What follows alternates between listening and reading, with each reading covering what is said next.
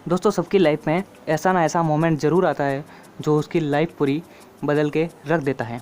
तो ऐसा ही मोमेंट आया था स्नोडेन की लाइफ में मई 2013 में, जब उन्होंने डिसीजन किया कि वो अपनी ज़िंदगी पूरी तरह से बदल देना चाहते हैं और वो चले गए हांगकांग में फ़्लाइट लेकर बहुत सारे डॉक्यूमेंट के साथ, जो बहुत ज़्यादा इन्फॉर्मेशन रखते थे। NSA यानी कि नेशनल सिक्योरिटी एजेंसी, जो अमेरिका में सर्वेलेंस करती है। हे गाइस, वेलकम टू अभी टेक्नो। आज के इस वीडियो में हम एडवर्ड स्नोडेन की बात करने वाले हैं, जो एक American computer professional, privacy activist, former CIA employee और former NSA contractor, famous as whistle blower हैं। विसल ब्लोअर का मतलब होता है कि अपनी ही कंपनी के बारे में कुछ लीक कर देना, मतलब जो अंदर गलत चीज़ें हो रही है उसका खुलासा कर देना। तो इन्होंने भी ऐसा ही कुछ किया था, तो उसकी बात हम आगे वीडियो में करेंगे। उनके बारे में बहुत सारे फैक्ट लाया हूँ मैं इस वीडियो में, तो वीडियो को आप पूरा देखिएगा। दोस्तों मैंने पोल्स में 2 क्वेश्चन भी पूछे थे। पहला क्वेश्चन था कि हमारे यूनिवर्स में किस प्लैनेट के ऊपर इस यूनिवर्स का सबसे बड़ा पहाड़ यानी कि माउंटेन आया हुआ है, तो उसके जवाब भी आपने दिए हैं पोल में। और दूसरा क्वेश्चन था कि किस प्लैनेट के पास सबसे ज़्यादा नंबर में मून से, तो उसका आंसर भी आपने दिया है। इसका आंसर भी मैं आपको लास्ट में बताऊंगा कि कितने % सही हैं, कितने % गलत हैं।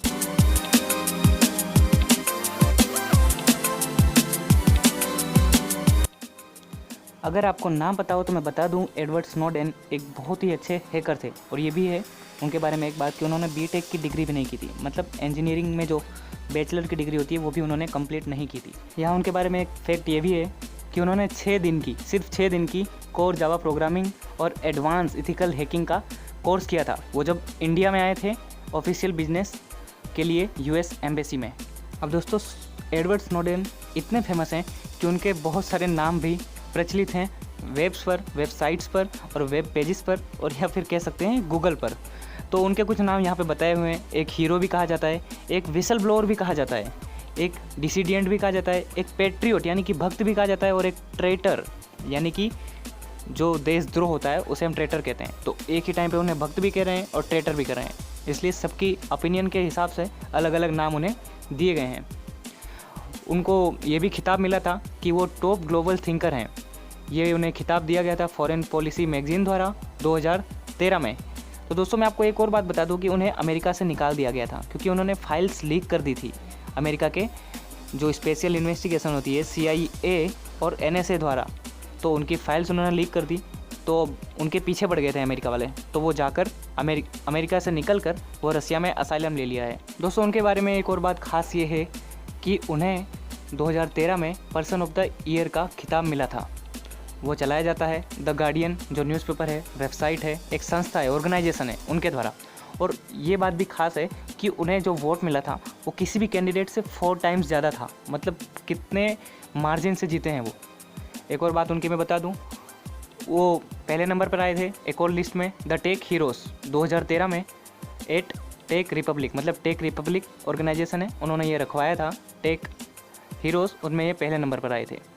उनके एडिटर जेक वॉलन ने यह भी लिखा था कि उनकी लीक की वजह से पब्लिक अब अवेयर हो गई है कि गवर्नमेंट किस तरह से काम करती है, कितने डीप में जाकर लोगों पे स्पाई करती है, सर्वेलेंस करती है। FBI और CIA कह सकते हैं, वो लोगों पर किस तरह से अमेरिका में नज़र रखती है, उसका खुलासा एडवर्ड स्नोडेन ने उनकी लीक द्वारा कर दिया था।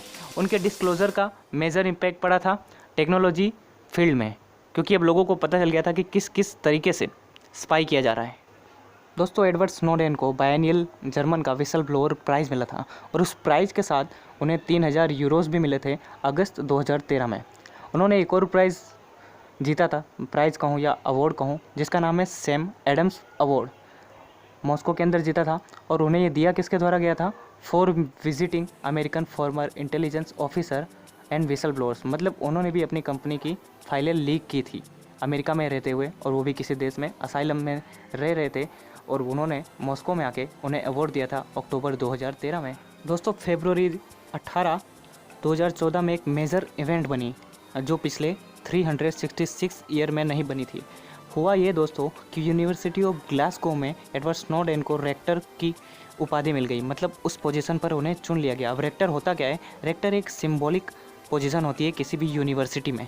तो ये पहली बार हुआ था कि कोई अमेरिकन बना है रेक्टर यूनिवर्सिटी ऑफ ग्लासगो या फिर किसी भी यूनिवर्सिटी में पिछले 366 यानी कि 366 ईयर्स में। उन्हें वोट मिले थे, जो टोटल वोट काउंट होता है 6560 होता है उसमें आधे से भी ज़्यादा वोट इन्हें मिला था। इस तरह से उन्होंने रसिया में रहकर रसिया के लोगों को ये हराया चुनाव में और खुद rector of university of Glasgow में बन गए थे। एडवर्ड स्नोडेन को उनका पहला पॉजिटिव अवार्ड अप्रैल 11, 2014 में मिला था और उसका नाम था जूलिया एंड विंस्टन अवार्ड। कहाँ मिला था? जर्मन बिग ब्रदर अवार्ड गाला में। दोस्तों ये बात बहुत ही ज़्यादा शॉकिंग है कि उनका नाम फर्स्ट आया था किस लिस्ट में? 100 most influential people in the world, वो भी अप्रैल 2014 में। मतलब वो 100 लोगों के, मतलब पूरी दुनिया में जो टॉप 100 है उनमें भी पहले नंबर पे आए हैं लोगों को इन्फ्लुएंस करने में।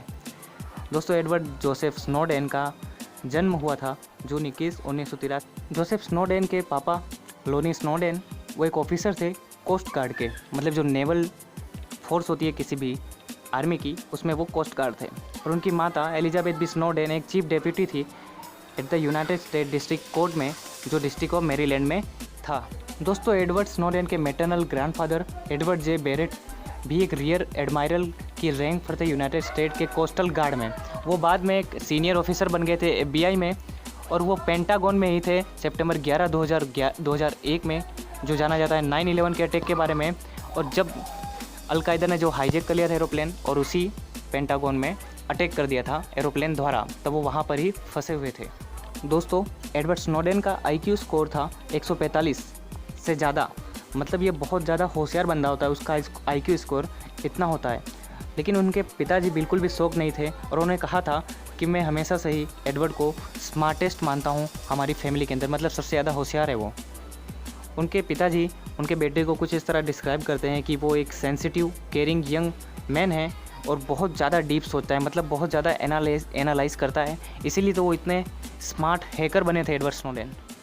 दोस्तों एडवर्ड स्नोडेन जब ग्रेड स्कूल में थे 1990 में, तभी उन्हें मूव करना पड़ गया था मैरीलैंड उनकी फैमिली के साथ।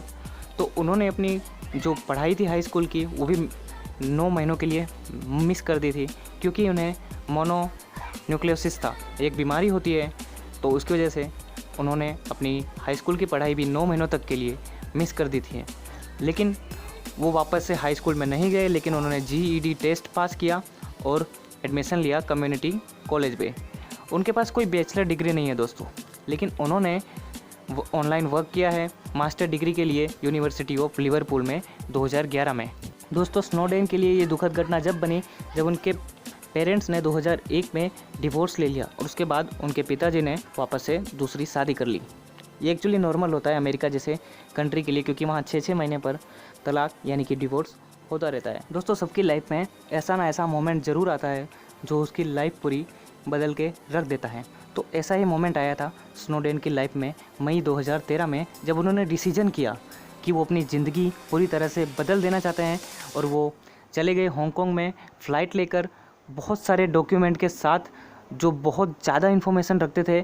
NSA यानी कि नेशनल सिक्योरिटी एजेंसी, जो अमेरिका में सर्वेलेंस करती है बहुत जगह डोमेस्टिक यानी कि घरों में, इसलिए तो उनका दिमाग सटक गया ऐसा कह सकते हैं।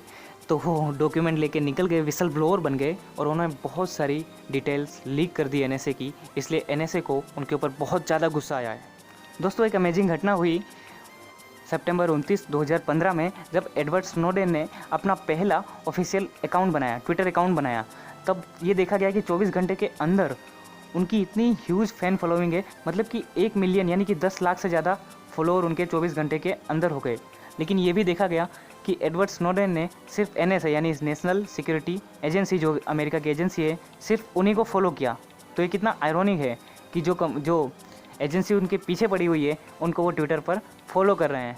दोस्तों एडवर्ड स्नोडेन की पहली जॉब अमेरिका की एजेंसी में कुछ ज़्यादा खास नहीं थे, वो एक सिक्योरिटी गार्ड थे NSA में।